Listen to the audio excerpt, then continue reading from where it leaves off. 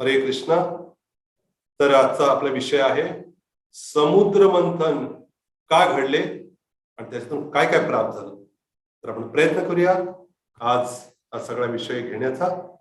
तसा हा विषय फार मोठा आहे. समुद्र मंथन याच्यामध्ये भगवंत वेगवेगळ्या रूपामध्ये आले, बऱ्याच काही गोष्टी निघाल्या.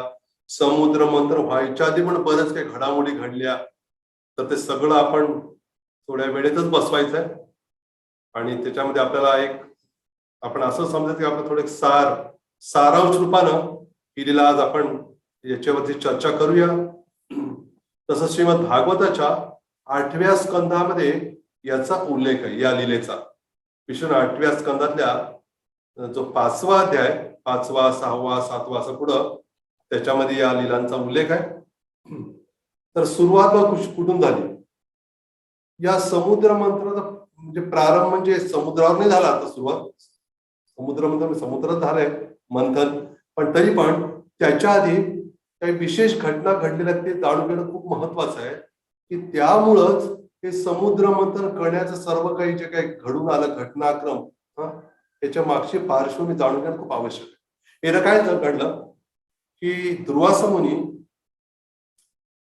हे भगवंताकडं जात असत या क्षीरसागरावरती. भौतिक जगात पण काय जे क्षीरसागर आहे, त्या क्षीरसागराच्या मध्ये श्वेतद्वीप नावाचं एक बेट आहे आणि त्याच्यावरती विष्णू भगवंत वास करतात. क्षीरोक्षाई विष्णू अर्थात ते या भौतिक जगातलं स्थान असलं तरी पण ते काय नाहीये, भौतिक नाहीये. भौतिक जगात भगवंत प्रकट करतात जेणेकरून तिथं काही जणांना तिथं जाता यावं या दृष्टीने. मग त्या ठिकाणी दुर्वासमुनी जाऊन आले तिथून आणि भगवंताच्या गळ्यातला हार त्यांच्या गळ्यात होता आणि आनंद निघाले, स्वर्गात निघालेले होते. त्याने पहिला स्वर्गाचा तो राजा इंद्र आपल्या हत्तीवरती बसून निघालेला होता. आता तेव्हा ऐरावत हत्ती नव्हता, ऐरावत नंतर आलाय, हत्ती होता. त्या हत्तीवरून बसून इंद्र निघाला तर दुर्वासमुनीला बरं वाटलं, स्वर्गाचा राजा, त्यांना आनंद झाला. तर दुर्वासमुनीने विचार केला की त्यांच्या गळ्यातला जो हार, त्यांनी विचार केला हा जो हार आहे मी गळ्यात घातलेला भगवंताचा, हा हार इंद्राच्या गळ्यात जास्त शोभून दिसेल. पण त्याने काय केलं, दुर्वासमुनी तो हार इंद्राच्या गळ्यात घातला आणि इंद्राच्या गळ्यात घातला. इंद्रानं विचार केला की खर तर भगवंताचा जो धारण केलेला हार आहे तो जर एखाद्या भक्ताने जर घातला, किंवा दुर्वासमुनी योगी होते त्यांनी दिलाय म्हणजे आदरानं घ्यायला हवं होतं. पण झालं असं की तसं धन भरपूर झालं, एखाद्या ऐश्वर पद आला तर मग तो विसरतो सगळ्या गोष्टी. तर त्याने काय केलं, इंद्रानं तो जो गळ्यातला हार जो दुर्वासमुनीने दिला होता त्यांच्या हातात थोडं दूर गेल्यावर तरी केलं असं चाललंच, पण त्यांच्या समोरच गळ्यात हार लगेच काढून त्यांनी काय केलं, त्याच्या हत्तीच्या गळ्यात घेतला. आता हत्तीला काय कळलं, हत्तीने काय केलं, तो काढला आणि सोनं काढून आपल्या पायाखाली टाकून चिरडून टाकलं. आता हत्तीला काय माहित नव्हतं की कोणाला काय काय त्या डोक्यात नव्हते, आपलं चिरडून. मग दुर्वासमुनी तर माहिती आहे, दुर्वासमुनी लवकर संतुष्ट होता, लवकर क्रोधित पण होता. दुर्वासमुनी क्रोधित झाले. अरे इंद्रा म्हणे, तू काय केलेलं आहेस, तुला माहित नाही म्हणे, तुला गर्व झाला तुझ्या पदाचा, ऐश्वर्याचा. अरे तुला मी इतका आनंदानं हा जो भगवंताचा जो हार आहे हा प्रसाद रूपाने मी तुला देत होतो, तू स्वीकार करू शकला नाही आणि हत्तीच्या पायात तोडवलंस. ठीक आहे म्हणे, तू काय होशील लवकरच स्त्री विहीन, म्हणजे तुझं ऐश्वर सगळं नष्ट होऊन जाईल. असं म्हटल्यावर इंद्र घाबरून गेला आणि दुर्वासमुनी निघून गेले तिथनं. इंद्र भयभीत झाला, सगळ्यांना कळलं देवतांना वगैरे झाले म्हणून. आणि त्या असुरांचं लगेच आक्रमण झालं आणि आक्रमणामध्ये सगळे पूर्ण हारले. कारण साहजिकच बघा, एखाद्या वरिष्ठांप्रती किंवा आपल्यापेक्षा जे श्रेष्ठ आहेत वडीलधार त्यांच्या प्रती केलेला अपराध फार महागात पडतो आपल्याला. तर इंद्राच्या उदाहरणात दिसून येतो. आणि त्या असुरानं काय झालं, मग ते यांचं बाजू आता पारडं हे झालं, यांचं कमी झालं. तर त्यामुळे त्यांनी काय केलं, असुरांनी आक्रमण केलं इंद्रा स्वर्गावर वगैरे आणि सगळे पराभूत झाले आणि देवतावर सगळे भयभीत झाले. काय करायचं त्यांना कळेनाच झालं. मध्ये सर्वजण गेले ब्रह्मदेवाकडे. आता ब्रह्मदेव हे ब्रह्मलोकात राहतात, पण त्यांचं एक्सटेन्शन काउंटर म्हणतात की एक ऑफिस ते आहे सुमेरू पर्वतावरती. आता सुमेरू पर्वत पण हे काय सापडणं एवढं सोपं नाही. त्याच्यावरती तिथं पोहोचले, ब्रह्मदेवाला प्रार्थना केली, म्हणजे अशा काय करायला. ते म्हणले चला आपण काय करू, क्षीरसागराकडे जाऊया. क्षीरसागराकडे पोहोचले आणि क्षीरसागर काढते तर श्वेतद्वीपावरती बेटावर जाऊन त्यांनी भगवंताला प्रार्थना केली. भगवंत दिसले ना ते अजून. ती प्रार्थना ऐकून भगवंत प्रसन्न, भगवंताचं दर्शन झालं विष्णू रूपामध्ये, अतिशय सुंदर दर्शन आणि एवढं तेज प्रकट होत होतं भगवंताच्या शरीरातनं, त्याला आपण ब्रह्मज्योती किंवा ब्रह्मतेज म्हणतो. जे निर्गुण निराकार त्या तेजामध्ये फसून जातात. आणि भक्तांना मग त्यांनी पाहिलं, ते सगळे डोळे दिपले त्या तेजामध्ये. हळूहळू काय झालं, भगवंतानी आपलं दर्शन दिलं आणि दर्शनाला पुन्हा ब्रह्मदेवाने स्तुती केली भगवंताची. आणि स्तुती केल्याने म्हटलं अशी बिकट अवस्था आलेली यांची, आता काय केलं पाहिजे. भगवंत म्हणाले ठीक आहे म्हणे. भगवंत प्रसन्न झाले स्तुती ऐकून. भगवंत म्हणाले खरं तर भगवंताला त्यांची समस्या सोडवणं काय अवघड होतं, असं चुटकीसाठी सोडू शकले असते. पण भगवंताला या समुद्र मंथनाच्या लीलेचा आनंद लुटायचा होता. त्यामुळे भगवंताने काय केलं, तो आनंद लुटण्यासाठी म्हणून ती लीला केली, समुद्र मंथनाची लीला. आणि देवतांना आणि सर्वांना सहभाग करून दिलं भगवंता त्या लीलेमध्ये. त्यांना पण त्याचा लाभ झाला त्या लीलेत सहभागी झाल्यामुळे. आणि भगवंताचं दर्शन घडलं, भगवंताचं बरंच काही सहभाग पाहिला त्यांनी. तर झालं असं की भगवंत म्हणाले की आता असं करा म्हणे, काय करायला होता की आता असुरांची स्थिती अशी, त्यांची आपल्यापेक्षा वरचढ स्थिती तुमच्यापेक्षा, मग तुम्ही काय करा, त्यांच्याशी काय पान हलणार नाही, मग तुम्ही काय करा, त्यांची संधी करा म्हणे. संधी करतात ना, संधी करा त्यांच्याशी, किंवा आपण आपल्या राजकीय युती म्हणतो, युती. तसं त्यांनी काय केलं, युती किंवा संधी करा म्हणून सांगितलं. आणि संधी करा म्हणून त्यांनी काय केलं, त्या भगवंताने एक शब्द वापरला. मग भगवंत काय म्हणाले, अहि मूषिक न्याय म्हणे. अहि म्हणजे साप, मूषिक म्हणजे उंदीर. म्हणजे उंदीर आणि सापाचा न्याय म्हणजे याचा अर्थ काय की एकदा काय झालं, एक पेटी होती, त्या पेटीमध्ये एक साप आणि उंदीर दोघं सापडले होते आतमध्ये, आणि पेटी बंद होती. तर सापाने विचार केला, आता जर मी उंदराला खाऊन टाकलं तर काय होणार आहे, मी सुद्धा मरून जाईल, ते मरणे मी पण मरण, कारण बाहेर जाऊ शकणार नाही.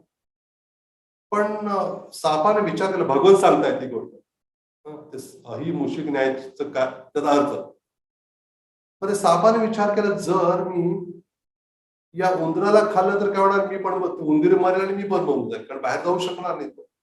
पण असं जर केलं तर त्या उंदराशी जर मी युती केली, संधी केली, काय करेन मी, त्या उंदराला मी सांगितलं तू काय कर, उंदीर वस्तू कुरतडण्यामध्ये प्रसिद्ध आहे ना, आपल्याकडच्या वह्या पुस्तकं काय काय कपडे ते कुरतडून लगेच तयार असतात ते कुरतडण्यासाठी.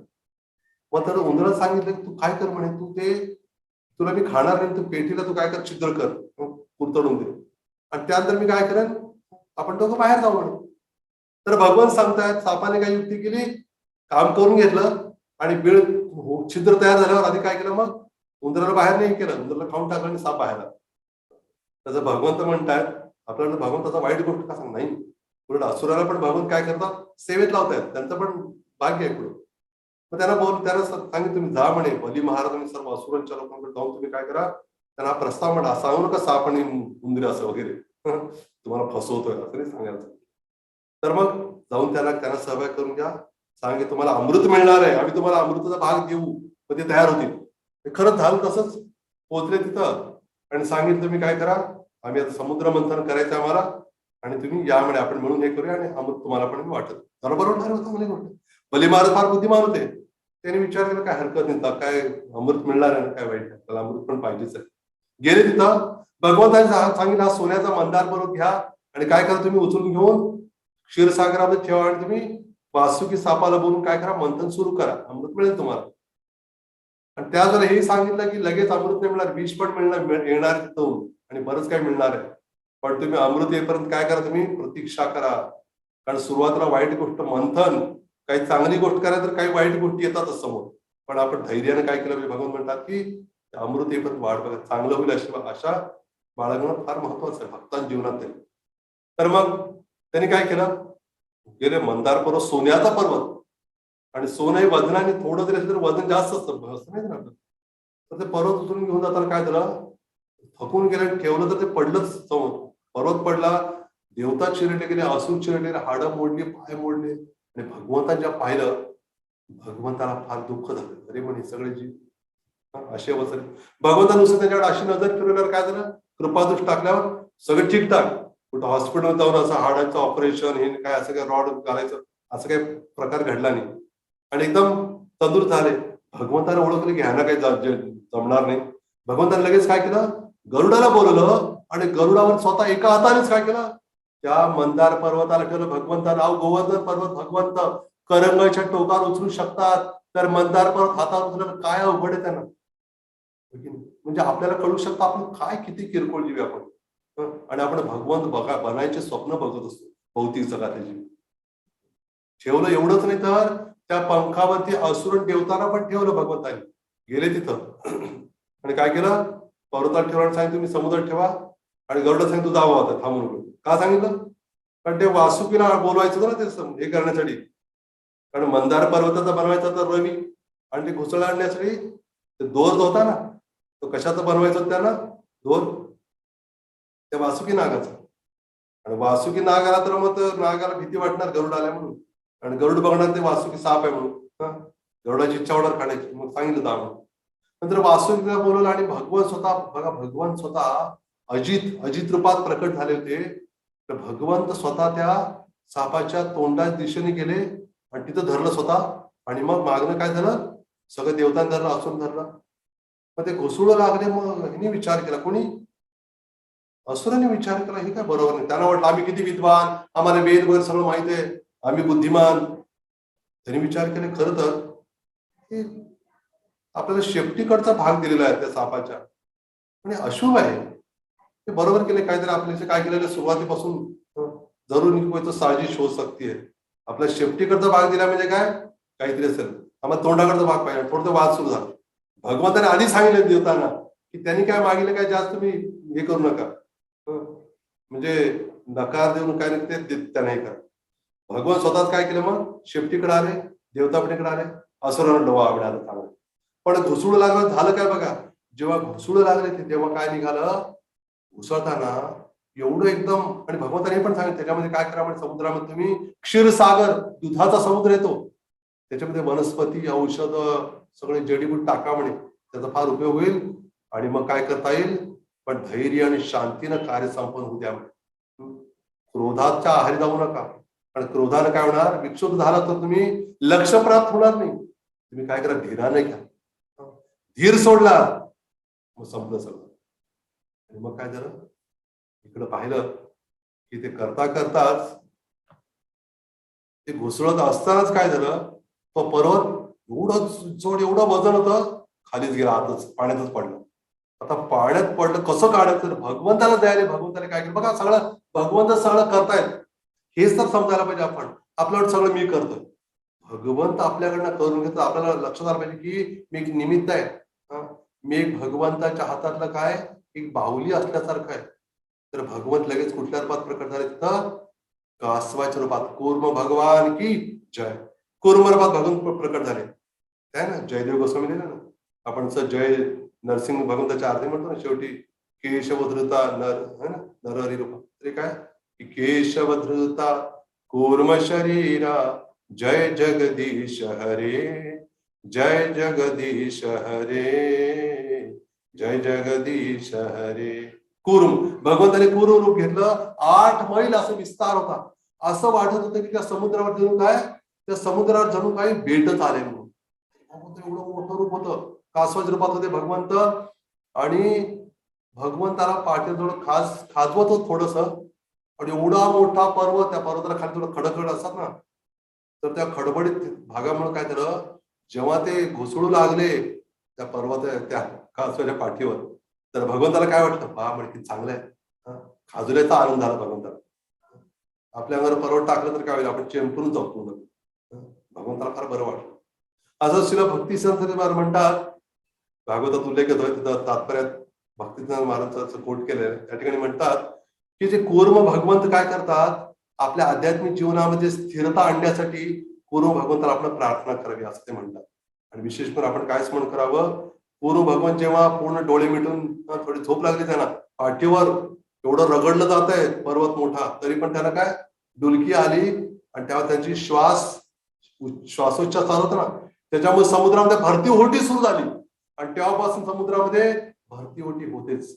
म्हणून श्रीला भक्ती सिद्धांत सरस्वती महाराज म्हणतात की आपण स्मरण करावं म्हणे की भगवंताचा जो श्वास, ती दिव्य वायू आहे, आपल्यामध्ये प्रवेश होतोय असं चिंतन जर केलं आपण, तर काय होईल, निश्चितपणे आपलं काय होईल, आपलं हृदय पूर्णपणे शांत होईल, भौतिक समस्यातून सुटेल. आणि भगवंताची भक्ती आपल्याला स्थिरतेने करता येईल अशी आपण प्रार्थना पूर्ण भगवंताला करायची असते. आणि झालं, ठीक आहे, तर खाली तर बरोबर बसलं बाबा, पण अडचण कुठं आली आता? खाली बसलेलं पण काय, जेव्हा ते ओढत होते इकडं तिकडं, तर पर्वत इकडं तिकडं इकडं असं होणार. एकदम इकडं इकडं म्हणजे घोसळल्यावर तसं थोडं चालणार. तुम्ही जर ताक घोसळलं तर नवीन तसं थोडं चालतंय ते, बरोबर आहे की नाही? ते घोसळताना काय होतं, थोडं इकडे तिकडे आपण बरोबर ते व्यवस्था केलेली असते. पण आज झालं भगवंताला दयाने भगवंताने पुन्हा काय केलं, हजारो रूपाने भगवंत, हजारो हात असलेले, हजारो भुजाने भगवंत प्रकट झाले बॅलन्स करण्यासाठी. पण हजारो भुजाने प्रकट झाले खरे, पण किती हाताने धरला माहितीये का? एकाच हाताने पर्वत धरला फक्त, बॅलन्स होण्यासाठी, पडू नये म्हणून. आणि मग परत घुसळायला सुरू झालं. इकडे भगवंत आहेत, ते पण आहेत, तिथं पण आहेत आणि वरती पण आहेत. हा, 1000 भुजा धारण करून आणि कासव रूपात खाली पण एखादं किती भगवंतांनी रूप घेतले बघा. आणि मग ते घुसवताना एवढं रगडलं जाऊ लागलं, त्या वासून एवढं आत्म पूर्ण ते घुसळल्याच होऊ लागलं, आग त्या घर्षणामुळे आग येऊ लागली आणि त्या वासुकीच्या मुखातनं धूर आणि आग प्रकट होऊ लागली. आणि धूर आणि आगीमुळे काय झालं, त्या मुखाजवळ, वासुकीच्या मुखाजवळ असुर होते, त्यांची सगळी तोंड काळी पडली, त्यांचे सगळे कपडे काळे झाले, त्यांना त्या आगीचा त्रास होऊ लागला. आणि इकडे देवताना पण ते आग इकडनं निघाल, की असं नाही की ते आग तिकडं जात असं नाही, इकडं पण थोडं त्याला झळ पोचू लागली. आणि मग पुन्हा भगवंताला दयाने भगवंताने काय केलं, ढगाच्या रूपामध्ये वर्ण हलकासा नाही, चांगला मुसळधार पाऊस पडू लागला. आणि त्याला काय झालं, ते एकदम थंड वाटू लागलं. एकदम सगळे काय झालं, ते खूप एकदम म्हणजे विक्षुब्ध झाले होते. त्यांना कळत नाही, एकतर जोरात घुसळताना परत आगीचा आहे धूर बघितलं, त्याच्यामुळं बरं वाटू लागलं सगळ्यांना. आणि पुन्हा येऊन काय केलं, अजित भगवंत होतेच तिथं, पुन्हा जोर लावून त्यांनी काय केलं, पुढाकार घेऊन पुन्हा घुसळायला सुरुवात केली. देवता असून घुसळू लागले आणि तेवढ्यात काय झालं, त्यातनं प्रकट झालं, विष प्रकट झालं. आणि विष प्रकट झालं, सगळ्या ब्रह्मांडात सगळीकडे पसरलं विष, त्या क्षीरसागराच्या पृष्ठभागावर सगळीकडे पसरलं. तेव्हा सगळ्या देवतांनी सर्वांनी काय विचार केला, कुठं जायला पाहिजे, कैलास पर्वतावर शिवजींकडे जाण्यासाठी त्यांनी ठरवलं. तर तात्पर्यात प्रभुपाद उल्लेख करतात, श्रीपाद मध्वाचार्यांचा एका श्लोकाचा उल्लेख करतात. ते म्हणतात की भगवंत आडू शकलेच ना, आता पण भगवंत एवढं मदत करत आलेले नाही ना, आता पण केलीच की मदत, काय नाही केली भगवंतानी मदत. आणि भगवंताला हे विष पान केल्याचं श्रेय कोणाला द्यायचं होतं, शिवजींना. आपल्या काही विशेष भक्ताला ते श्रेय देण्यासाठी त्यांनी काय केलं, काही बोलले नाही, थांबवले नाही. नाहीतर ते विष आले लगेच पिऊन टाकलेच का, आता केलेच की त्यांनी, कासव बनले, वर आले, इकडं आले, आले तेच की, स्वतः पर्वत आणून ठेवला. आणि भगवंताने मुद्दाम काय केलं, त्याने विरोध केले, कारण त्यांची इच्छा होती शिवजींना ते श्रेय प्राप्त व्हावं.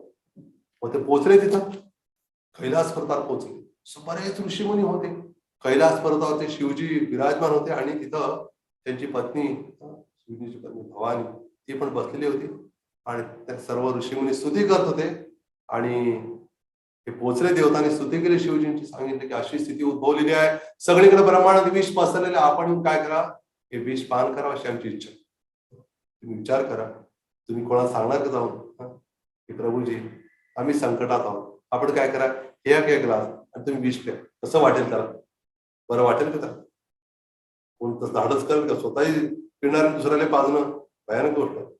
पण शिवजी इतके महान वैष्णव आहेत, ते म्हणाले पत्नीला, म्हणजे भवानी, तर या परोपकारी कार्य जर मी केलं तर भगवान श्रीहरी खूप प्रसन्न होतील माझ्यावर आणि मला पिऊ दे म्हणे. आणि भवानी जी होती शिवजीची पत्नी पार्वती, तिला माहित आहे शिवजींचं काय सामर्थ्य आहे म्हणून. मी म्हटलं काय हरकत नाही म्हणून, आपण करू शकताय म्हणून. कारण शिव म्हणजे कल्याण करणारे, परोपकार करणारे, जीवांचं हित करणारे महान वैष्णवाचं लक्षण काय, परदुःखे दुःखी. शिवजी म्हणतात की तुमचं दुःख बघून मला ते सहन होत नाही. मी नेहमी सांगतो ना, तुकाराम म्हणतात ना, बुडती हे जन देखवे न डोळा, म्हणून होत असे कळवळा. हे जीव बुडताय त्या भवसागरामध्ये गटांगळ्या खातायत आणि शुद्ध भक्तांना ते पाहवत नाही, म्हणून ते काय करतात, त्यांच्यावर कृपा करण्यासाठी भगवंताच्या भक्तीचा महिमा त्यांच्यापर्यंत ते पोहोचवतात. म्हणून त्यांनी काय केलं, त्यांनी प्राशन केलं, संपूर्ण सगळीकडे ब्रह्मांडाचं जे विष होतं त्यांच्या तळहातावरती आलं, त्यांनी ते पिऊन टाकलं. आणि साहजिकच ते भगवंताचं ते स्मरण करत होतेच, आणि ते विष आत उतरलं आणि इथंच राहिलं. इथं असं ते गळा त्यांचा काय झाला, निळसर झाला गळा. आणि तो निळसर गळा सुद्धा एक आभूषण ठरला, की निळा रंग काय साक्ष देतो, म्हणजे की हेच बघा, हेच ते शिवजी ज्यांनी काय केलंय, जीवांच्या कल्याणासाठी स्वतः विष प्राशन केलं. तिथनं आले पुन्हा, आता उत्साह वाढला होता, विष तर विषाचं तर हे झाला, आता निकाल लागला, काढून टाकलं विषाचा. आता काय झालं, पुन्हा मंथन करू लागलं. तेव्हा काय प्रकट झालं तिथं, तिथं प्रकट झाले सुरभी गाय, प्रकट झाले सुरभी. आता ते वेगळ्या पुराणानुसार बरेच लिस्ट फरक होत असं, पण मी आता भागवताच्या आधारे सांगतोय. आणि आता आपल्याला थोडक्यात घ्यायचं त्यामुळे फार खोलात नाही जात, पण बऱ्यापैकी सांगेन आपल्याला. तर सुरभी काय प्रकट झाली त्यातनं. सुरभी काय प्रकट झाली तसं आपल्याला आपण ऐकलं असेल की गोलोक वृंदावनामध्ये पण काय सुरभी गायी आहे. आपण ऐकलं ना तो कुठला श्लोक आहे तो, चिंतामणी प्रकर सद्मसु कल्प वृक्षा लक्षावृतेषु सुरभिरविपालयन्तम् लक्ष्मी सहस्त्र शत संभ्रम सेव्यमानम गोविंदमादि पुरुषम तमहं भजामी. म्हणजे भगवान श्रीकृष्णांचं जे स्वतः धाम आहे त्याला गोलोक वृंदावन म्हणतात. त्या गोलोक वृंदावनामध्ये काय म्हणे, चिंतामणी प्रकार सत्मसो, तिथल्या जी इमारती आहेत सिमेंट कॉन्क्रीटच्या नाही, कशाच्या आहेत, चिंतामणी नावाच्या दिव्य मण्यांपासून तिथल्या इमारती बनलेल्या आहेत. आणि काय कल्पवृक्ष, प्रत्येक तिथला प्रत्येक वृक्ष आहे कल्पवृक्ष आहे. किती आहेत कल्पवृक्ष म्हणे, लक्षावृतेषु, हजारो लाखो कल्पवृक्ष आहे तिथं. आणि पुढे म्हटलेलं आहे सुरभी रभिपालयंतम. तर कृष्ण काय करतात म्हणे, सुरभी, त्या सुरभी गायचं अभिपालयंतम. नुसतं ब्रह्मदेवाने स्तुती करताना भगवान श्रीकृष्णांची नुसतं सुरभी पालयंतम म्हटलं चाललं असतं, सुरभीचं पालन करतात. पण काय म्हणतात ते सुरभी अभिपालन. अभि म्हणजे काय, अभि हिंदीतला अभि नाही, अभि म्हणजे आता नाही, अभि म्हणजे संस्कृत मध्ये काय, अभि म्हणजे अजून चांगल्या रीतीने पालन, विशेष पद्धतीने पालन. हृदयातनं भगवंत कुठलंही कार्य करताना ते कसं करतात, व करायचं म्हणून करत नाहीत, पूर्ण भगवंत तसेच होऊन जात ते कार्य करतात. तर काय करत भगवंत स्वतः त्या सुरभी गायींचं पालन करतात. आणि सुरभी रभी पालयंतम लक्ष्मी सहस्त्र. आता समुद्र मंथनात लक्ष्मी प्रकट होणार आहे. तर भगवंत धामात किती लक्ष्मी असतात म्हणे, हजारो लक्ष्मी. वैकुंठात ज्या 1000 लक्ष्मी आहेत त्या मूळ रूपात कोण आहेत, गोलोकधामामध्ये त्या आहेत गोपी आहेत, हजारो गोपी आहेत. भगवान जेव्हा रासलीला करतात तेव्हा हजारो गोपींच्या मध्ये असतात कृष्ण. आणि प्रत्येक गोपीबरोबर पण काय करतात, आपला विस्तार करून लीला करतात भगवंत. अशी सुरभी काय प्रकट झाली. आणि ऋषीमुनीने जेव्हा पाहिलं, जे वैदिक अनुष्ठानामध्ये वेद वगैरे सगळं इतकं जाणलेले होते, खूप उच्च स्तराचे ऋषीमुनी होते, त्यांनी पाहिलं की गाय आपल्याला फार आवश्यक आहे. कारण यज्ञ करण्यासाठी माहिती ना, वेगळ्या लोकात जाण्यासाठी यज्ञ आहेत वेगळे वेगळे. आजकाल ह्याच्या रॉकेटने जा, या त्याच्याने काय उपयोग होतो. खरं तर काय, यज्ञाद्वारे हे विशिष्ट देवतेला आवाहन करून त्यांना जेव्हा सामग्री अर्पण केली जाते, हवीर सामग्री, तर तेव्हा काय होतं, मग देवतांना तो भाग प्राप्त होतो आणि मग आपल्याला त्या देवतेची प्राप्ती होते. अशी विधी आहे. ऋषींनी बघितलं तर आपल्याला काय वेगळ्या प्रकारचे यज्ञ आहेत. आता वैष्णव यज्ञ पण आहेत विशेष करून. तर त्यांनी पाहिलं गायीमुळे काय होणार, आपल्याला दूधही मिळेल, दही सुद्धा मिळेल, ताकही मिळेल, लोणी मिळेल, तूपही मिळेल. आणि आपण यज्ञासाठी या सर्व गोष्टींची आवश्यकता आहे. त्यामुळं त्यांनी काय केलं, विचार घेतले गायीचं, म्हटलं आम्ही गाय घेऊ. सर्व म्हणजे ठीक आहे, हरकत नाही. त्यानंतर पुन्हा सुद्धा त्याला घुसळायचं. पुन्हा काय झालं, अतिशय पांढरा शुभ्र म्हणजे चंद्रासारखा अतिशय चमकणारा तेजस्वी पांढरा शुभ्र असा घोडा त्यातनं आला. त्या घोड्याचं नाव काय होतं, उच्चैश्रवा घोडा. तो घोडा प्रकट झाला. आणि मग अर्थात स्वर्गाचा राजा इंद्र पण समोरच होता तिथं, त्या एक समुद्र मधल्या तिथं. पण बली महाराज, असुरांचे प्रमुख होते बली महाराज, त्यांनी म्हटलं घोडा मला पाहिजे. इंद्र काही बोलला नाही, कारण आधीच भगवंताला सांगितलं होतं. तर असुर काय बोलतात, तुम्ही काय जास्त हे करू नका, ते पाहिजे म्हणत द्या, देऊन टाका. कारण आपल्याला ते नको, आपल्याला पुढचं पाहिजे नाही. त्यामुळे आता मध्ये बरंच काही येईल, त्यात जास्त तुम्ही काही इच्छा ठेवू नका. एखादी गोष्ट ठीक आहे, पण तुम्ही मुख्य तर अमृत तुम्हाला हवंय, असं भगवंत एक. तर म्हणजे आपण भक्ती करताना पण मध्ये बऱ्याच काही आपल्याला काय काय मिळत असतं, पण ते मुख्य नाहीये. तसं एखादं पद मिळालं, आपल्याला नाव लौकिक होतो, आपला उदवत होतो, अहो तुम्ही हे ते बरंच काय आपलं होतं, पण ते मुख्य नाहीये. मुख्य तर भगवंताला आणि भक्तांना प्रसन्न करणं, त्यांची सेवा करणं मुख्य आहे. त्यामुळं बली महाराज म्हटले की मला तो घोडा पाहिजे. घोडा घेतला. तो घोडा पण असा विशेष होता की ते घोड्यावर बसलं की नुसती इच्छा केली इकडे जायचं, पण तिकडं जाणार तो घोडा. आपली गाडी कशी, इच्छा केली आपली गाडी, आपण म्हणा आमची गाडी पण जाते इच्छा केली, पण त्याला बरंच काही पेट्रोल डिझेल काय काय बरंच टाकावं लागतं, गाडी खराब होणार, बिघडणार, ऍक्सिडेंट होणार. पण या घोड्याचा असा ऍक्सिडेंटचा काही प्रश्न नव्हता. आणि नुसतं काही इच्छा केली मनात की वायूच्या मनाच्या वेगानं पण ते जाऊ शकत होतं पाहिजे त्या ठिकाणी. त्यांनी घेतल्या बरीबाला म्हटले, आय वॉन्ट दॅट हॉर्स. इंग्लिशमध्ये नाही म्हटलं, म्हणाले मला तो घोडा पाहिजे. घेतला घोडा तो. आणि त्याच्यानंतर ऐरावत नावाचा हत्ती प्रकट झाला. ऐरावत हत्ती म्हणजे तो पण श्वेत हत्ती, पांढरा शुभ्र हत्ती होता. आणि तो प्रकट झाला आणि त्याला 16 असतात माहिती त्याला, आपण पाहिलं ना हत्तीच्या हस्ती दंत म्हणतात, आपण ऐकले की नाही. त्या हत्तीच्या दातापासून बरेच हे बनवतात माहिती ना आपल्याला, आपण ऐकलं ना.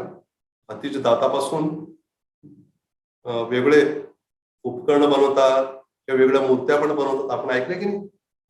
ऐकलं असेल किंवा आपण पाहिलं पण असेल कदाचित त्या हत्तीच्या दातापासून बनवलेल्या वस्तू. तर त्यांनी काय केलं, त्याला 4 दात होती हत्तीची. आपण ऐकलं असेल की बऱ्याच वेळेला काय झालेलं आहे की हत्तींची हत्या करतात लोक. का बरं? हत्तीचं दात खूप महागडे, खूप त्याला किंमत असते. तर ते मारून काय करतात, असं दात नुसतं तोडून आणू शकतं का? हत्तीला थांबतो इथं मी दात काढून घेतो, असं थोडं चालणार आहे. हत्तीला मारून दात काढून घेतात आणि नंतर काय करतात मग ते विकतात. त्याला भरपूर किंमत असते हत्ती त्याच्याला. तर त्यांनी काय केलं, मग ते ऐरावत हत्ती प्रकट झाला. आणि त्या ऐरावत हत्ती बरोबरच 6 मोठे हत्ती प्रकट झाले. आणि म्हणजे कुठल्याही दिशेनं जाऊ शकणार असे ते हत्ती होते. त्या 6 हत्तींमध्ये त्या 8 म्हणजे बाकी हा जो ऐरावत होता पांढरा शुभ्र, तो घेतला इंद्रानं. आणि त्याच्यावर जे 8 मोठे हत्ती होते कुठल्याही दिशेनं जाऊ शकणारे, ज्यांच्यामध्ये ऐरावण नावाचा प्रमुख होता. आणि काय हत्तीणी पण प्रकट झाल्या त्याच्यात, हत्तीणी सुद्धा मादी ते प्रकट झाल्या. आणि मग असं घुसळत चालूच होतं, थांबलो नव्हतं. कारण त्या सगळ्या वस्तू त्याला थोडंसं वाटू लागलं, तर आता जवळ येऊ लागलं. बरोबर आहे की नाही. ते आलं ते आलं, आपण जेवायला प्रसाद घ्यायला बसतो. पहिलं भात आलं, समजा चपाती आली, भाजी आली, चटणी आली. आपण बोलतो स्वीट अजून आलं नाही, यायचं. स्वीट आलं की आपलं वाटतं आता आलं बाबा, झालं असं असतं. तर मग घुसळत चालू, इकडे देवता होते, इकडे असुर होते, भगवान स्वतः पण तिकडे पण आहे. आणि तेवढाच काय प्रकट झालं, कौस्तुभमणी प्रकट झाला. कंठी कौस्तुभमणी विराजित, सुंदर ती ध्यान उभे विटेवरी. तर कौस्तुभमणी प्रकट झाला. तर कौस्तुभमणी भगवंताकडे नेहमीच असतो, पण हे लीलेद्वारे भगवान प्रकट करतात. तो कौस्तुभमणी प्रकट झाला. आणि आता याच्यामध्ये थोडी लिस्ट अजून तसं मग पांचजन शंख प्रकट झाला, असं बरंच काही आहे त्याच्यामध्ये. तर मग कौस्तुभमणीला या ठिकाणी नाव भागवतामध्ये पद्मराग असं पण म्हणतात. काय म्हणते त्याला? पद्मराग. तर तो कौस्तुभमणी प्रकट झाला आणि विष्णू भगवंतानं काय केलं, तो घेतला. आणि विष्णू भगवंत घेतला, कोणी काही केलं. त्यानंतर पारिजात प्रकट झाला, पारिजात वृक्ष. तो पारिजात वृक्ष पण सर्वांची इच्छा, कल्पवृक्षाप्रमाणे सर्वांची इच्छा पूर्ण करणार तो पारिजात वृक्ष. तर तो पारिजात जो वृक्ष आहे, तर तो पारिजात वृक्षाचं वैशिष्ट्य म्हणजे तो इच्छा पूर्ण करणार आहे. आणि इंद्राने काय केलं, तर स्वतःकडे घेतला, स्वर्गामध्ये लावला होता.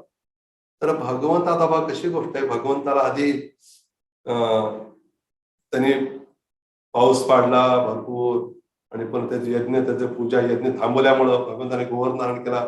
इंद्राने क्षमा पण मागितली होती. पुन्हा जेव्हा भगवंत आता पारिजात वृक्ष आणायला गेले, कारण जेव्हा पाहिलं भगवंतानं की रुक्मिणीच्या दारामध्ये ती पारिजाताची फुलं पडायची, तिला फुल आणून दिलं होतं, फुल मिळालं तिला. आणि नारद मुनी म्हणाले होते की हे फुल, तर सत्यवान म्हणाले की हे फुल, तिला कळलं ते फुल रुक्मिणीकडे आहे म्हणून, तिची पण इच्छा झाली. मग नारद मुनीकडनं कळलं ते फुल कुठं आहे, स्वर्गात आहे म्हणून. आणि ती म्हणाली, पतीला म्हणाली की माझी इच्छा ते पाहिजे. भगवंताने पण विचार केला, इच्छा पूर्ण करण्यास तिला घेऊन गेले दोरडावरती. मध्ये काही लीला झाल्या बऱ्याच. आणि पोहोचले तिथं. भगवंताने विचारलं, आता इंद्राला काय विचारलं, आता भगवंताचं सगळं प्रॉपर्टी आहे, कशाला इंद्राला विचारायचं. आणि इंद्राला आता माहित झालेलं आहे थोडं काही घटना घडलेल्या आहेत. इंद्र काय बोलणार. भगवंताने नुसतं एखादं फांदी तोडून ते कलम लावून ते काय लावण्यासाठी नेले, झाडच घेतलं काढून. तर भगवान झाड घेऊन जावला, तर ते इंद्राला कळलं. इंद्र लगेच महाराज सोडू नका, पण चोर आहे म्हणे, आमच्या ह्याच्यातला घेऊन चाललाय. अरे चोर कोण आहे बाबा, त्यांचंच आहे ते. तर ते युद्ध म्हणण्यात युद्ध करावं लागेल. युद्ध केलं, भगवंताने काय केलं, पराजित केलं. झाड आणून मग द्वारकेमध्ये लावलं. आणि मग त्याच्यानंतर प्रकट झाले अप्सरा, स्वर्गातल्या ज्या अतिशय सुंदर स्त्रिया आहेत, तर ज्यांच्या त्या समुद्र मंथनातच बघा समुद्र मंत्रात वेगळा म्हणजे आपल्या जीवनामध्ये आपण जर भक्तिमय जीवन, एक समुद्र मंत्र म्हणजे आपल्या विचारांचं मंथन आहे समजा, किंवा आपण आपले जे जप करताना आपण आपल्याला सांगितलं होतं ना, काय करायला सांगितलं जप करताना? म्हण्या, आपण म्हणी आहे मणी हलवणं असेल म्हणा, किंवा आपण भक्तीमध्ये भगवंताच्या भक्तीच्या विचारांचं मंथन आपण करतो. तर आपण भक्तिमय जीवन सुरू करताना बऱ्याच वेळा काय आपल्या जीवनात हृदयातले जे बरेच अनर्थ आहेत, पूर्व कर्म आहेत, त्याचा उद्रेक होऊन काय होतं बऱ्याच वेळा आपल्या जीवनामध्ये बऱ्याच वेगळ्या घटना घडतात, आपल्या जीवनात बरेच चढ उतार येतात. तर तसं इथं भगवंताने म्हणून सांगितलं हे सगळं काय काय होत जाणार आहे, पण तुम्ही काय करा, शेवटी अमृत मिळणार आहे. खरं तर भक्तीमधला अमृत म्हणजे कुठलं आहे? भक्तांचा संघ, भगवंताची सेवा, त्यांचं नामस्मरण, हेच खरं अमृत. नामामृत म्हणतो ना नामामृत. त्या अप्सरा प्रकट झाल्या, अतिशय सर्वात सुंदर, ब्रह्मांड सर्वात सुंदर आहेत त्या अप्सरा म्हणजे. आणि त्या अप्सरागण प्रकट झाल्या आणि स्वर्गामध्ये त्यांना तिथं स्थान मिळालं. आणि त्याच्यानंतर सर्वजण अगदी आतुरतेने वाट बघत होती. लक्ष्मी श्री प्रकट झाली. सर्वजणांची इच्छा होती, सूर असून सगळे बघू लागले की ती मला प्राप्त होय म्हणून. लक्ष्मी एवढी सुंदर होती की असं म्हटलंय या भौतिक जगात किंवा आध्यात्मिक जगात लक्ष्मी ती कोणी सुंदर नाही. आता राधाणी सर्वात सुंदर आहे, लक्ष्मी तर राधाणीचाच विस्तार आहे. तर या कथेच्या दृष्टीने बघायला गेलं तर लक्ष्मी अतिशय सुंदर आहे.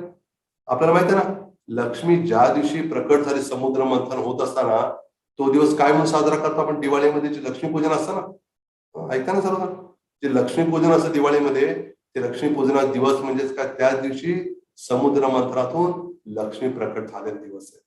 बघा आपले जे काही सर्व सण आहेत वेगळे वेगळे, ते सर्व काय फार विशेष सण आहेत.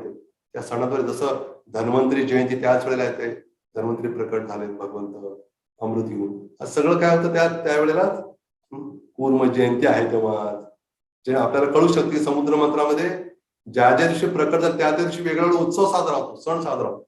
पण आपण सण म्हणून बघत आपण काय करतो, लाडू चिवडा करंजी वगैरे अशा दृष्टीने बघतो सणाला.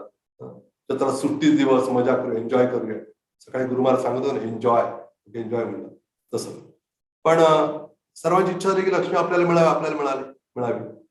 मग त्या लक्ष्मीचा गंगा यमुना नद्या पण स्त्रीच्या रूपात आल्या, व्यक्तीच्या रूपात. त्यांनी सोन्याच्या कलशामध्ये आपलं दिव्य जल पण आणलं होतं अभिषेक करण्याचा लक्ष्मी देवीचा. आणि मग सगळे ऋषीमुनी तिथं आले, त्यांनी काय केलं, गोमाते सगळे दूध तूप दही सगळं ते पदार्थ पण गोळा केले. भूमिदेवी पण व्यक्तीच्या रूपात प्रकट होऊन तिने काय केलं, सगळं ते जडीबुटी औषधी वनस्पती त्या सगळ्या तिने आणल्या. आणि मग काय केलं, भरपूर सगळे देवता वगैरे सगळ्या फुलांची वृष्टी करू लागले, मंत्रांचं उच्चारण होऊ लागलं. आणि काय केलं, ते लक्ष्मीचा अभिषेक झाला सुंदर रीतीने. अभिषेक झाला, परत वेगळे देवता येऊन काय काय बरंच वस्तू प्रदान करू लागले, देऊ लागले.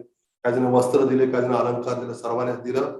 आणि मग ती पूर्ण जेव्हा सजली तर अजूनच अतिशय सुंदर दिसू लागली. आणि तिच्या हातामध्ये कमळ पुष्पाची माळा होती. आणि कमळ पुष्पाची माळा घेऊन ती जेव्हा त्या समुद्र म्हणून समुद्र कन्या नाव आहे, समुद्र कन्या. तर ती बाहेर पडली तर सगळ्यांना वाटू लागलं की आपला स्वीकार करावा. ते सगळ्यांकडे बघत होते, शिवजींकडे बघितलं तर त्यांनी बघितलं की यांच्यात तर हे म्हणजे समजा आता यांच्यात राहण्याचं हे नाहीये, तर मला कुठं राहायला स्थान मिळणार यांच्याकडे. त्यामुळं ब्रह्मदेवाकडे बघितलं, सगळ्यांकडे बघितलं, सगळ्यांना वाटतं माझ्याकडे माझा स्वीकार करेल. पण तिने ओळखलं की याच्यातला कोणाचाच मी स्वीकार करू शकत नाही. आणि खूप दूर अंतरावरती भगवंत विष्णू भगवंत बसले होते. आणि तिथे जाऊन काय केलं, मग अगदी विष्णू भगवंत बघत पण नव्हते लक्ष्मीकडे, पण ती गेली तर त्यांनी काय केलं, विष्णू भगवंत गळ्यामध्ये ती कमळ पुष्पांची माळा घातली आणि अगदी लाजेने ती उभी राहिली बाजूला. आणि मग सर्वांनी काय केलं, मग वर्ण पुष्पवृष्टी झाली. त्यांनी सर्वांनी ओळखलं की लक्ष्मीने काय केलं, स्वयंवर, समुद्राची पुत्री होती ती, त्यामुळे तिला काय दिलं होतं, स्वयंवर म्हणजे स्वतःच वर निवड करण्याचा एक अधिकार दिला होता. त्यामुळे तिने स्वीकार कोणाचा केला, भगवंताचा. आणि भगवंताने काय केलं, मग आपल्या वक्षस्थळावरती स्थान दिलं त्याला. पण आपण म्हणतो ना स्त्रीवत्स चिन्ह, ऐकलंय का तुम्ही, स्त्रीवत्स चिन्ह म्हणतात. तर ते चिन्ह म्हणजेच काय, त्या ठिकाणी गोल्डन एक लाईन आहे, तर त्या ठिकाणी काय की लक्ष्मी देवी वास करते. आणि आपल्याला लक्ष्मी देवी पादसेवनामध्ये फार आघाडीवर आहे. पादसेवन म्हणजे भगवंताच्या चरण कमळांची सेवा ती नेहमी करत असते लक्ष्मी देवी. आणि मग अशा रीतीने त्याच्यानंतर काय झालं, मग लक्ष्मी आपल्या हातातनं गेल्यामुळे असुर एकदम निराश झाले. वाटलं अरे काय होईल, आपलं देवता पण हे झालं, दुःखी झाले. आणि नंतर त्यावेळेला काय झालं, थोडं असुरांना थोडं खुश करण्यासाठी वारुणी देवी प्रकट झाली. वारुणी देवी म्हणजे एका दुसऱ्या मध्य असल्यासारखं स्त्रीचे पद प्रकट झाली ती. आणि बली महाराजांनी सर्वांनी काय केलं, लगेच घेतलं तिला ताब्यात. म्हणजे मद्य मिळणार ना आता प्यायला. तर स्पेशली काय ते ड्रंकर्ड लोक असतात ना, पिणाऱ्यांसाठी होती ती. तर त्यामुळं तिला घेतलं त्यांनी आणि तिला घेऊन मग काय केलं, सस्वीकार केला त्यांनी. त्याच्यानंतर काय थोड्या वेळ यज्ञ त्या समुद्र मंथन पुन्हा सुरू झालं आणि त्यातनं अतिशय तेजस्वी पुरुष प्रकट झाला. अतिशय दिव्य रूप होतं, असं तेज बाहेर प्रकट होत होतं. सुवर्णाचं जे प्रभाव पडत होती बाहेर आणि हातामध्ये सुवर्ण कलश धारण केला होता. आणि ते होते धन्वंतरी भगवंत, जे विष्णूंचे काय, विष्णूंचे अंशावतारच आहेत. तर ते प्रकट झाले हातामध्ये सुवर्ण कलश. त्यांनी आयुर्वेदाचे पण जनक तेच आहेत. धन्वंतरी भगवंतांनी आयुर्वेद पण प्रदान केलं. त्यांनी काय केलं, ते कलश घेऊन आले अमृताचं. आणि लगेच काय केलं, त्याच वेळेला असुर आले, असुरांनी हिसकावून घेतलं. अर्थात ते भगवंत आहेत, धन्वंतरी भगवंत, त्यांच्या हातात हिसकावून कोण घेऊ शकतं. भगवंत बरंच लीला करतात, ते बरं दाखवून देतात. बघा भगवंत किती वेळा प्रकट झाले बघा. आता पण धन्वंतरी रूपात प्रकट झाले भगवंत आणि प्रकट ते हिसकावून घेतलं. असुर इकडे पळू लागले. त्यातले जे कमजोर असुर होते काय म्हणे, नाही हे अन्याय म्हणे, अहो देवतांनी पण सहकार्य केलं आपल्याला, त्यांना पण दिलं पाहिजे आपण. म्हणजे असुर म्हणत होते. मग त्यांचं भांडण सुद्धा झालं. मग देवता तर निराश झाले. देवतांनी अरेच्या एवढं सगळं केलं, एवढा आटापिटा केला जीवाचा, आणि काय शेवटी काहीच मिळालं नाही. हात हलवता येतं का. परत भगवंताकडे, भगवंत आम्ही काय करावं. भगवंताने आश्रय घेतला आणि इकडं असुर भांडत होते आपसामध्ये, अहम पूर्वम न त्वम, मी आधी घेईन, तुझा काय अधिक नाही, मी पिणार. आपलं भांडण चाललं. तर त्याच वेळेला भगवंत पुन्हा आले. पण देवताने आश्रय घेतला ना भगवंताचा. पण देवतांचा आणि असुरांमध्ये हाच फरक आहे. देवता कधी कधी पदामुळे गर्वित जरी होत असले तरी सुद्धा त्यांना माहिती आहे की भगवंत कृष्ण विष्णू हेच काय आपले खरे आश्रयस्थान. त्यामुळे त्यांच्या जीवनात काही जरी झालं तर ते लगेच काय करतात, भगवंताकडे जाऊन त्यांना याचना करतात कृपेची. आणि मग भगवंत मोहिनी रूपात अतिशय सुंदर रूप भगवंत. भगवंत आधीच एवढे सुंदर आहेत आणि तेच भगवंत स्त्री रूपात आले तर काय विचारायचं. अशा अतिशय सुंदर रूपात भगवंत प्रकट झाले. आणि भगवंत प्रकट होऊन त्यांनी काय केलं, त्यांचं रूप होऊन सगळं देवता असून सगळे मोहित झाले. आणि भगवंताची जे चालणं, त्यांचं बोलणं, हावभाव वगैरे बघून असुर मोहित झाले. आणि ते विचारायला, कोण आहेस तू, कुठून आलीस, सगळं चौकशी करू लागले. तर भगवंत म्हटले मी आले. सगळं भगवंताने आपलं वर्णन सांगितलं. तर भगवंताचं वर्णन भागवताने खूप सुंदर दिलेलं आहे. आता सगळे श्लोक घेतात, फार वेळ श्लोक नाही घेणार. तर विचारतात, हो म्हणे काय सुंदर आहे म्हणतो मी. ते म्हणतात, अहो रूपम अहो धाम अहो अस्या नवम वयः इति ते ताम भितृत्य प्रपंचुर्जात रुचयः. म्हणे तुमचं सौंदर्य किती आश्चर्यकारक आहे म्हणे. शरीराची कांती किती अद्भुत आहे, किती सुंदर तारुण्य आहे म्हणे. आणि सगळं काय करू लागले, असं जाऊन विचार लागले, ते कोण आहेस बरं. म्हणजे तुझं डोळे कमळासारखे वाटतात, आहेस कोण, कुठून आलीस, इथं कसं काय आलीस, तुला बघून आमचं मन विचलित होत आहे. साक्षात भगवंत आहेत ते. एकाच भगवंताची ती कृपा पण आहे. भगवंत हे करतात, विषय आकर्षित करून घेतात. तर प्रभुपाद तात्पर्यात म्हणतात की कुठल्या शिष्टाचार असंच आहे म्हणे की त्यांनी पाहिलं की त्यांच्या लक्षात आलं की कदाचित म्हणे एक तात्पर्य सुरुवातीलाच म्हणतात प्रभुपाद, खूप सुंदर सांगतात, असुरांनी पण हा शिष्टाचार पाळला म्हणे की त्यांच्यातल्या कोणी सुद्धा विवाहित स्त्रीला विषयुक्त वासनाद्वारे काय केलं, त्यांनी अशा भावनेने संबोधित करू नये. बरोबर. त्यांनी ओळखलं की हे निश्चित अविवाहितच आहे अशा भावने त्यांनी पाहिलं. कारण ती जर विवाहित असते तर त्यांनी पण असं तिच्याशी असं बोलले नसते, असं प्रभुपाद म्हणतात परत. बघा कलियुग किती आता हे झालेलं आहे की तेव्हाचे असुर सुद्धा तेवढे हे करू शकत होते. तर नंतर विचार लागले की म्हणे तू कुठून आलीस वगैरे चर्चा होऊ लागली की म्हणे आमची एकच गोष्ट अडचणीची म्हणे, हे जे आमच्याकडे अमृत आहे आणि आम्ही एकाच कुळात जन्माला म्हणे असू किंवा आम्ही देवता सुद्धा, तरी पण काय झालं, कोण घेणार ह्याच्यावर चाललेलं आहे. तर निश्चित नाही म्हणे तुला आमची प्रार्थना आहे, तू काय कर, आमच्यातलं भांडण मिटव म्हणे. तू हे भांड घे, भांडण मिटव. भांडण म्हटले मी, पण काय कर, आम्हाला सहकार्य कर. आणि खरं तर आपल्याला कश्यप मुनी जेव्हा ऐकले ना आपण, कश्यप मुनींच्या 2 पत्नी, दिती आणि अदिती. आणि दितीपासून दैत्य हे असुर आहेत, आणि अदितीपासून आदित्य मी देवता, म्हणजे एकच वडील आहेत. तरी पण काय आहेत भाऊ, पण नेहमी काय करतात, आपसाम त्यांचं मतभेद चाललेलं असतं. तर काय कर म्हणे, हे तरुणी आम्हाला काय कर, तो काहीतरी न्याय निवाडा कर म्हणे. भगवंत हसू लागले तेव्हा. कशी गोष्ट आहे भागवतामध्ये, भगवंत कुठल्या रूपात जरी आले तर काय लिहिलेलं आहे, श्री भगवान उवाच असंच म्हटलेलं आहे. श्री मोहिनी उवाच नाही, श्री भगवंत, कारण ते भगवंत आहे. म्हटलं की म्हणे, हे कश्यप मुनीच्या मुलांनो, मी काय म्हणे, पुंश्चल्याम, मी वेश्या स्त्री आहे म्हणे, माझ्यावर तुम्ही विश्वास करताय?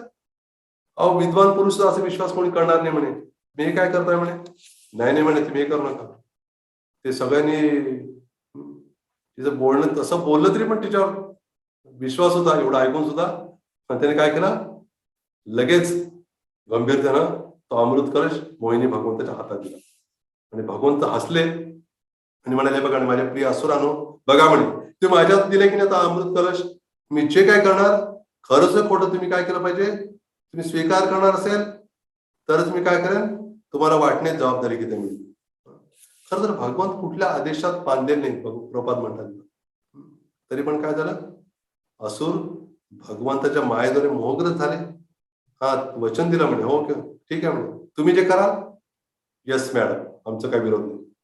आणि सगळ्यांनी हो म्हटलं. आणि नंतर भगवंताने काय केलं, सांगितलं की तुम्ही काय करता, आता मी काय करणार तुम्हाला देणार, पण आधी सर्वांनी काय केलं, स्नान करून या म्हणे, आंघोळ करून या, आधी उपवास ठेवा, काही खायचं नाही कोणी, आणि तुम्ही नाही. तुम्ही म्हणणार अमृताचं मिळणार का, मी काय अमृत तुम्हाला देणार नाही.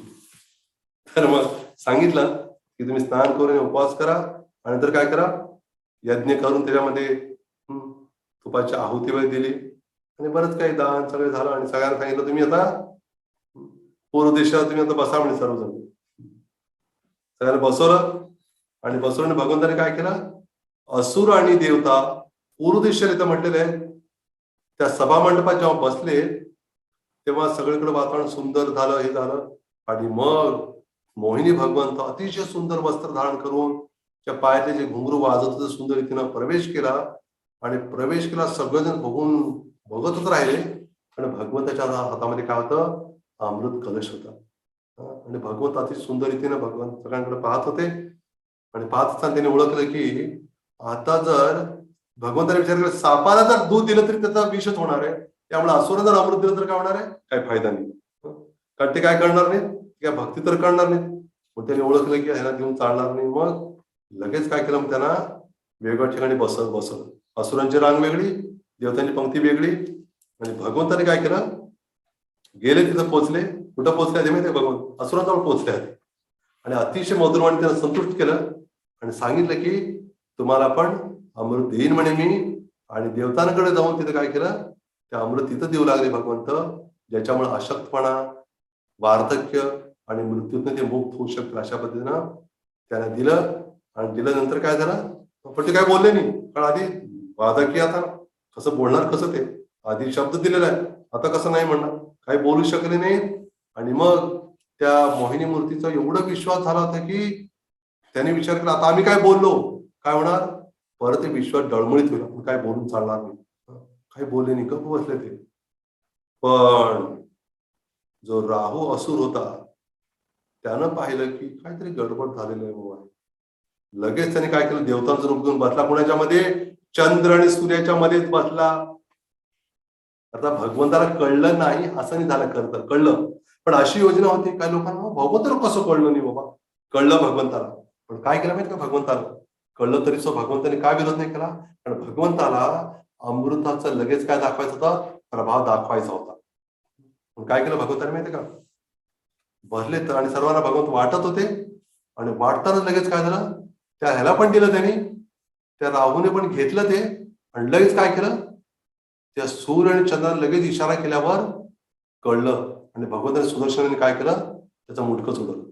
आता ते अमृत गळ्याच्या खाली अजून गेलं ना, त्यामुळं वरचं मुंडकं काय झालं, आणि वरचं ते हे झालं, जिवंत राहिलं वरचं.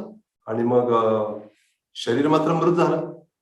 इथं प्रभा स्पष्ट म्हणतात की भगवंताद्वारे हे संपन्न केलेलं अद्भुत कार्य जे आहे हे दाखवण्यासाठी होतं की जे अमृत आहे हा अद्भुत देवतांचा आहार आहे. म्हणे देवतांसाठी खरं तर अमृत दाखवलं.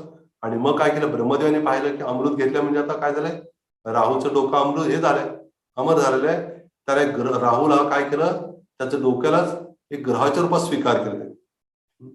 आणि मग सूर्य आणि चंद्राने हे केलं ना मध्ये, त्यांनी सांगितल्यामुळं तो अजून त्यांच्यावर राग धरू नये म्हणून तो काय पौर्णिमे आणि अमावास्येला बऱ्याच वेळा त्यांच्यावर आक्रमण करण्याचा प्रयत्न करत असतो. जास्त वेळ राहत नाही, थोडं त्यांना हे करायला बघतो, प्रभाव टाकायला बघतो. तेवढ्या सुदर्शन चक्र बघून काय करत होतो, घाबरून जातो. थोड्या वेळेसाठीच तो राहतो तिथे. आणि मग त्यांनी काय केलं, सगळं देवतांनी देऊन झालं की भगवंतांनी सगळ्यांच्या समोर असुरांपुढे सुद्धा आपलं खरं रूप प्रकट केलं. खरं तर बघा, जे देवता होते आणि असुर होते त्यांचा देश काल कारण होते सगळं काय, सगळ्यांचा एकच उद्देश होता की अमृत प्राप्त करायचं म्हणून. पण देवताने एक प्रकारचा फळ मिळाला, असुरा दुसऱ्या प्रकार. का बरं झालं? कारण काय होतं की जे देवता आहे तिथं म्हटलेलं आहे की देवता नेहमीच भगवंताच्या चरण कमलाच्या धुळीच्या आश्रयात राहतात म्हणे. ही विशेष गोष्ट आहे. तर त्यामुळे त्यांना काय झालं, त्यांना सहज ते अमृत प्राप्त झालं, फळही मिळालं त्यांना. परंतु जे असुर होते ते भलेही देवतांसारखंच कार्य तर तेच होतं, दोघांचं घुसळत होते, सगळं चालत, तरी पण त्यांना ते मिळालं नाही. कारण काय झालं, त्यांचा भगवंत चरण कमलाचा आश्रय घेतला नव्हता म्हणून. हे फार महत्व समजण्यासारखं आहे आपल्याला. आणि म्हणून आपण हे बघितलं पाहिजे की आपण जे काही कार्य करतो ते कार्य भगवंताला प्रसन्न करण्यासाठी करतोय का कुठल्या कारणासाठी करतोय हे समजून घेणं खूप महत्वाचं आहे. तर असं भगवंताने विशेष रूप घेतलं होतं. आणि त्याच्यानंतर मग जेव्हा बघितलं आपल्या हातातून अमृत पण गेले म्हटल्यावर, एवढं मंथन करून पण मिळालं नाही म्हटल्यावर काय केलं, मग देवतांनी परत आपापल्या ग्रहलोकात निघून गेले. आणि पुन्हा असुरांनी दुःखी होऊन काय केलं, पुन्हा युद्ध करायला सुरुवात केली. आणि मग विरोचन, प्रल्हाद महाराजचा पुत्र विरोचनचा पुत्र बली महाराज, आणि त्याने काय केलं की त्यांनी तयारी केली. म्हणजे काय करून काय करणार, हरवणार आता स्वर्ग वगैरे सर्वांशी युद्ध सुरू केलं त्यांनी. आणि परत मग काय केलं, देवतांनी काय केलं, पुन्हा विष्णू भगवंत शरण घेतली. आणि भगवंतांनी काय केलं, पुन्हा भगवंतांनी मारला असुरांना. कोणाला, काल नेमी माली सुमाली माल्यवान या सर्वांचा संहार केला भगवंतांनी. आणि अशा रीतीने काय झालं, याच्यात हे सिद्ध झालं की भगवंत जे त्यांचा आश्रय जे घेतात त्यांचं भगवंत निश्चित रक्षण करतात. त्याच्या या लिलेतनं आपल्याला कळतं. तरी समुद्र मंथन लिहिलं, याच्यातनं खूप काही गोष्टी शिकण्यासारख्या आहेत आपल्याला. एकतर आपण सर्वात सुरुवातीला बघितलं की दुर्वासा मुनी इंद्र मधला जो प्रसंग आहे त्यातनं आपण हे पाहिलं की दुर्वासा मुनींच्या प्रती त्यांनी जर अपराध केला, जे म्हणजे त्यांचा सन्मान नाही केला सन्मान, त्यामुळे काय झालं, एक आपले जे वरिष्ठ आहेत, वडीलधार आहेत, त्यांचा अपमान केल्यामुळे काय होतं, आपलं ऐश्वर, सामर्थ्य, आयुष्य हे सगळं कीर्ती काय होतं, सगळे नष्ट होते. त्यामुळे आपण फार काळजी घेतली पाहिजे आपल्या आध्यात्मिक जीवनात सुद्धा. आणि त्याचबरोबर आपण हे पण पाहिलं की भगवंत कुठलंही कार्य करताना भगवंतच खरं तर करत असं आपण निमित्त असतो. जो शिष्य तो ओळखतो की गुरूंच्या कृपेमुळे मी करू शकतोय, मी एक निमित्त आहे. खरं तर आपण हा विचार केला, मला जे भक्तीमध्ये जे यश मिळत आहे, मी जे भक्ती करू शकतोय ते गुरु आणि गौरांगांच्या कृपेनेच करू शकतोय, हा भाव आपण नेहमी ठेवणं आवश्यक आहे. आणि त्याचबरोबर भगवंत कुर्म रूपात प्रकट झाले, या ह्याच्यामध्ये धन्वंतरी रूपात, कुर्म रूपामध्ये भगवंत वर पण आले धरण्यासाठी, ते घुसळण्यासाठी पण आले होते. परत सुरुवात पर्वत घेऊन आले भगवंत, परत मोहिनी रूपात आले भगवंत, वेगळ्या वेगळ्या रूपामध्ये येऊन भगवंतांना काय करतात, ही अशी एक विशेष लीला. याच्यामध्ये भगवंत या लीलेमध्ये अनेक वेळा भगवंत आले आणि येऊन काय केलं, त्यांनी हे दाखवून दिलं की हे सगळं समुद्र मंदिर अमृताने मीच तर निर्माण केलंय, तुम्ही सगळे काय निमित्त आहात. पण जो खरा भक्त तो काय करतो की करते पण स्वतःकडनं घेता, मी केलंय हा भाव न ठेवता भगवंताने माझ्याकडनं करून घेतला हा भाव असतो. म्हणून नेहमी चर्चा होत असतं आपली की भगवान श्रीकृष्णांनी अर्जुन सांगितलं, अरे अर्जुना निमित्त मात्र भव सभेचा, अरे तू एक निमित्त म्हणून कार्य कर, खरं तर सर्वांना मी मारून टाकले आधीच. त्या पद्धतीनं आपण जे सेवा करू सगळं करतो, तर भगवंत काय करतात, भगवंताने संपूर्ण विश्वात आधी प्रचार करून ठेवलेलाच आहे. पण काय आपण एक निमित्त बनून तिथे जाऊन पोहोचायचं, ते कार्य करायचंय. तर असा आपला भाव असणं आवश्यक आहे. हरे कृष्ण.